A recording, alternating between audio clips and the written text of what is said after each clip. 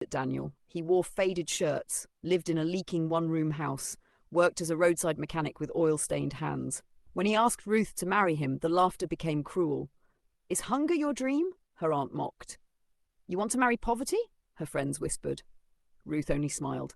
"I'm marrying peace," she said. They wed quietly. No hall, no music, no gifts, just love and vows whispered under a mango tree. The first night of marriage, rain poured through the roof. Ruth woke up soaked, shivering. "I'm sorry," Daniel said, ashamed. "This is all I can give you." She touched his face gently. "As long as you're here, I'm rich." Daniel turned away so she wouldn't see his tears. For 3 months, Ruth suffered silently. She hawked vegetables, was mocked by neighbours, insulted by her own family. Yet every night she cooked for Daniel first, washed his clothes, and prayed for him. What she didn't know, Daniel owned everything. The mechanic shop, his test, the poverty, his disguise, the broken house, a lie. Daniel was the only heir to a global empire raised by a ruthless family who believed love was bought, not earned. His grandmother had one rule, open quote, "Marry a woman who loves you with nothing or you lose everything."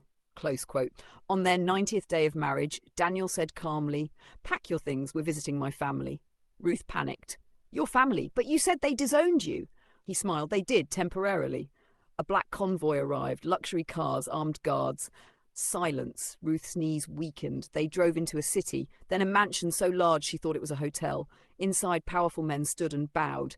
"Welcome home, sir." Ruth froze. "Daniel?" she whispered. He removed his worn jacket. "I'm sorry I lied," he said softly. "I needed to know who would love me when I had nothing." Tears rolled down her face. "So, all the suffering?" He knelt before her. "Was the price of knowing you're real?"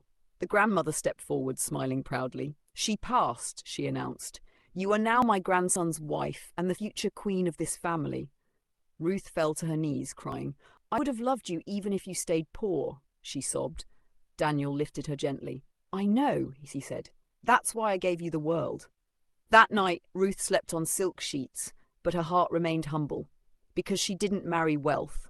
She married a man who chose love over billions. If this story touched you, like, share, and subscribe. Comment your thoughts below.